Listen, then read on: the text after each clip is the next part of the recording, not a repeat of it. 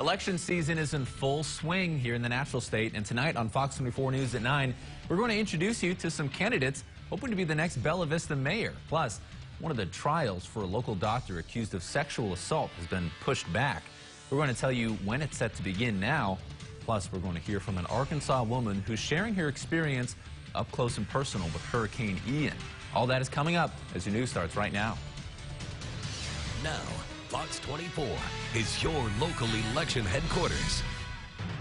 Good Friday evening. Thanks for joining us tonight. I'm Mike Allen. 3 candidates are running to be the next mayor of Bella Vista, and today Fox 24's Alex Engel talked with all 3 of them.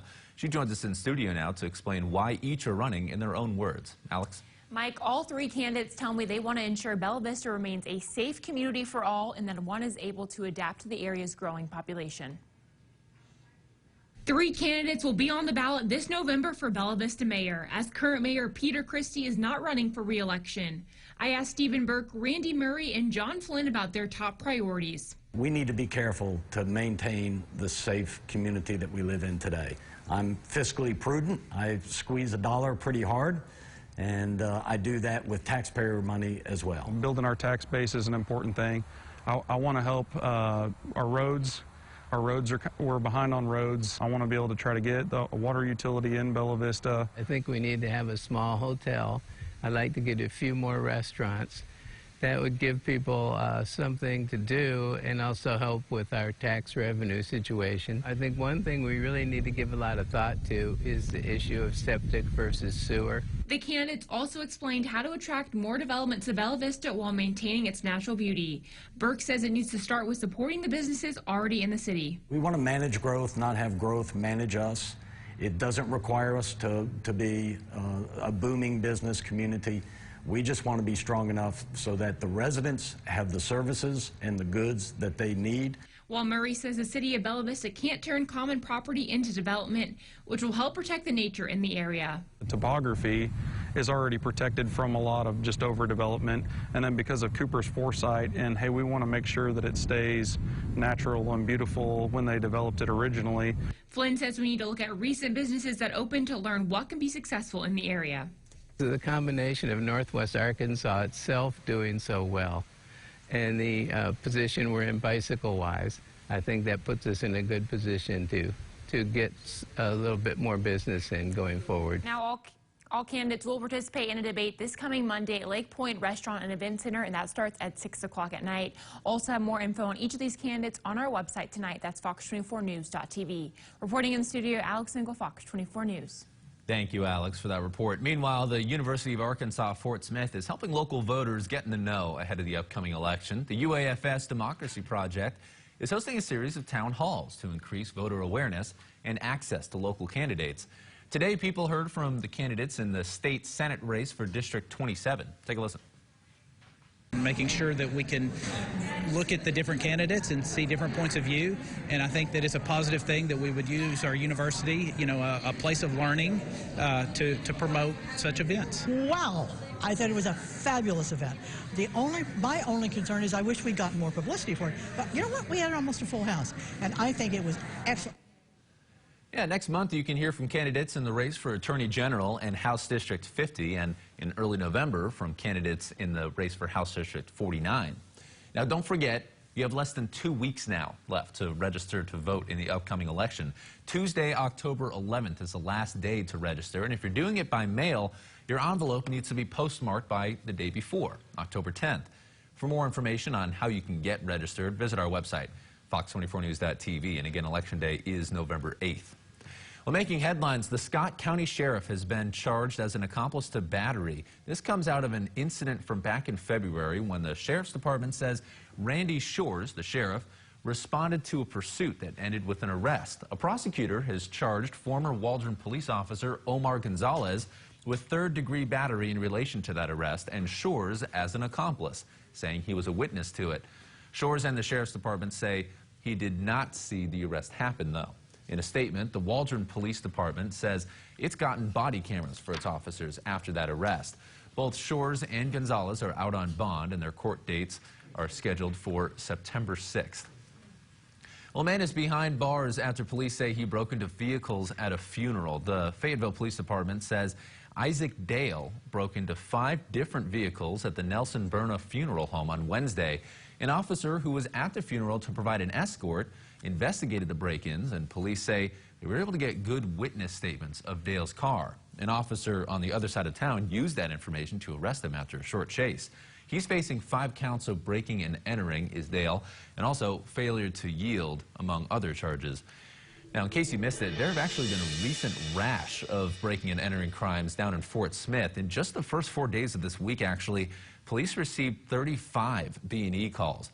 Most of them involved vehicles being targeted, and police say it's likely those incidents are related. If you've seen any suspicious activity, or if you maybe have some doorbell or security footage that could help solve these crimes, call the Detectives Division of Fort Smith Police at the number on your screen, 709-5116. Well, all counties in our area are under a burn ban right now. Here's the updated map. Benton County just added today, and actually Benton County looks like it's not included in this map, but it should be red in the next map that comes out. Both Sequoia and LaFleur, just over the line in Oklahoma, are also under a burn ban. On a Fox 24 News update, Dr. Adam Moss's trial has been pushed back. One of 2 criminal trials for Dr. Adam Moss, who is accused of sexual assault by several of his former patients, has been delayed until September 16th after he was granted a continuance request. The trial was supposed to start on October 18th, just a couple weeks from now. And since 2007, in case you missed it, 7 victims have filed formal complaints against Moss with the Arkansas State Medical Board. The board suspended his license in August of last year, but has reinstated it since then.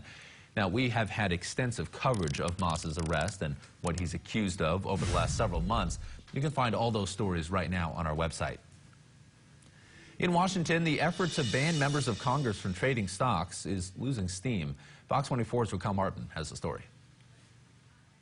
Virginia Democratic Congresswoman Abigail Spanberger is lashing out against the leader of her own party. On Twitter Friday, Spanberger accused Speaker Nancy Pelosi of intentionally sabotaging efforts to ban stock trading by members of Congress. Her characterization is not accurate. At her weekly press conference, Pelosi pushed back. She argues bipartisan calls for reform were not ignored. And this is the legislative process. I said to them, whatever the members want to do, I fully support. But she says the bill did not have the needed votes to pass. There are others who have spoken out against the bill. Friday, some Republicans also expressed frustration over the lack of progress. Missouri Republican Senator Josh Hawley called Pelosi's inaction, quote, pathetic.